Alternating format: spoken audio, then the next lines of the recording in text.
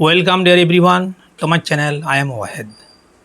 মই আজিৰ এই ভিডিঅ'টোত দৰং ডিষ্ট্ৰিক্ট বোৰ্ডে প্ৰস্তুত কৰা first unit test 2025-26 subject general mathematics class 10 সেকশ্যন এৰ 23 নম্বৰ কুৱেশ্যনটো মই ধুনীয়াকৈ সমাধান কৰি দিম। তোমালোকে ধুনীয়াকৈ চাবা, নিশ্চয় ক্লিয়াৰ হ'ব। চোৱা 23 নম্বৰ কুৱেশ্যনটো, যদি a tan θ = x b cot θ = y হয় তেন্তে x y ৰ মান কি হ'ব? চাৰিটা অপশ্যন ইয়াত ধুনীয়াকৈ দিয়া আছে, তোমালোকে চাবা। 23 নম্বৰ কুৱেশ্যনটো ভেৰি ইজি। চাবা, মই এইটো 1 নম্বৰ ধৰিলোঁ, 2 নম্বৰ ধৰিলোঁ। গতিকে 1 আৰু 2 মই কি কৰিলোঁ? পূৰণ কৰি দিলোঁ। গতিকে a tan θ পূৰণ b cot θ = x × y। a b পূৰণ কৰিলোঁ, tan আৰু cot পূৰণ কৰিলোঁ, x × y। a b tan θ আৰু cot θ মানে কি? 1/tan θ। বিপৰীত হয়, টেনৰ বিপৰীত কটৰ বিপৰীত টেন, সেইফালৰ পৰা গতিকে টেন কেঞ্চেল হ'ল। গতিকে a b = xy। So' xy মান কি পালা তোমালোকে? a b পালা। নিশ্চয় তোমালোকৰ ক্লিয়াৰ হৈছে। তেতিয়াহ'লে 23 নম্বৰ অপশ্যনটো কি হ'ব? তেনেহ'লে অপশ্যন বিটো কাৰেক্ট। বিত কি আছে? a b আছে। নিশ্চয় ক্লিয়াৰ হৈছে তোমালোকৰ। ইয়াৰ পিছত চাবা, তোমালোকে 24 নম্বৰটো, 24 নম্বৰটো চাবা তোমালোকে। ইয়াত দিয়া আছে একেবাৰে ইজি, এই খালি মানবিলাক বহাই দিলে হ'ল। ইয়াত চাৰিটা অপশ্যন দিয়া আছে 24 নম্বৰৰ।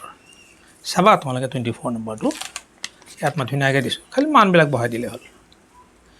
2 tan স্কোৱাৰ 45 ডিগ্ৰী, এতিয়া 45 ডিগ্ৰী মান হ'ব 1, স্কোৱাৰ আছে স্কোৱাৰ বহাই দিলোঁ, plus cos square 30 degree, cos 30 degree মান √3/2, স্কোৱাৰ আছে কাৰণ স্কোৱাৰ বহাই দিলোঁ, minus sin 60 degree, sin square 60 degree, sin 60 degree মান আছে কি? √3/2, স্কোৱাৰ আছে স্কোৱাৰ বহাই দিলোঁ।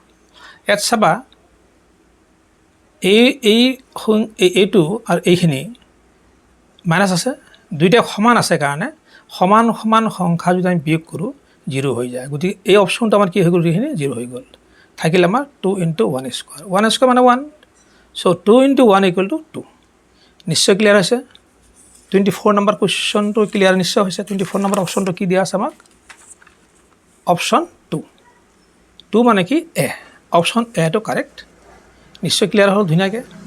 25 নম্বৰ কুৱেশ্যন চোৱা, দুটা উক্তি দিয়া আছে, এই দুটা উক্তি কোনটো সত্য আমি চাম। ধনাত্মক অযুগ্ম সংখ্যা 2k + 1 আৰ্হিৰ বৰ্গ সদায় 8ৰ গুণিতকতকৈ 1 বেছি। ধনাত্মক অযুগ্ম সংখ্যা 2k + 1 আৰ্হিৰ বৰ্গ সদায় 4ৰ গুণিতকতকৈ 1 বেছি। কোনটো অপশ্যন সত্য আছে? চাবা তোমালোকে ধুনীয়াকৈ মই দিছোঁ। প্ৰথমতে মই এটা অযুগ্ম সংখ্যা লৈছোঁ 3। 3ৰ বৰ্গ 9। 9ক আমি এনেকৈ লিখিব পাৰোঁ 8 + 1। 8ক আমি এনেকৈ লিখিব পাৰোঁ 8 × 1 + 1। গতিকে অযুগ্ম সংখ্যাৰ বৰ্গটো কি হ'ব? 8ৰ গুণিতকতকৈ 1 বেছি হৈ গ'ল। আমি আৰু এটা লৈছোঁ, এইটো হ'ল অযুগ্ম সংখ্যাৰ বৰ্গ 25 হৈ গ'ল। 24 + 1, 24 মান হ'ল 8 × 3। গতিকে এইটো হ'ব কি? 8ৰ গুণিতক, 8ৰ গুণিতক +1। গতিকে অযুগ্ম সংখ্যাৰ বৰ্গ 8ৰ গুণিতকতকৈ 1 বেছি হৈ গ'ল। নিশ্চয় তেনেহ'লে ষ্টেপ 1ত আমাৰ 1 উক্তি সত্য। 2 নম্বৰ উক্তি হ'ল আমাৰ কিমান? চোৱা, ষ্টেপ 2 আমি আকৌ লৈছোঁ, একে সংখ্যাই লৈছোঁ, অযুগ্ম সংখ্যাৰ বৰ্গ 9 = 8 + 1, 4 × 2 + 1। 4ৰ গুণিতক, অযুগ্ম সংখ্যাৰ বৰ্গ 4ৰ গুণিতকতকৈ 1 বেছি হ'ল। 2 নম্বৰ আমি একে সংখ্যাই লৈছোঁ, অযুগ্ম সংখ্যা, ইয়াৰ বৰ্গ লৈছোঁ 25 = 24 + 1, 24 মান হ'ল 4 × 6 + 1।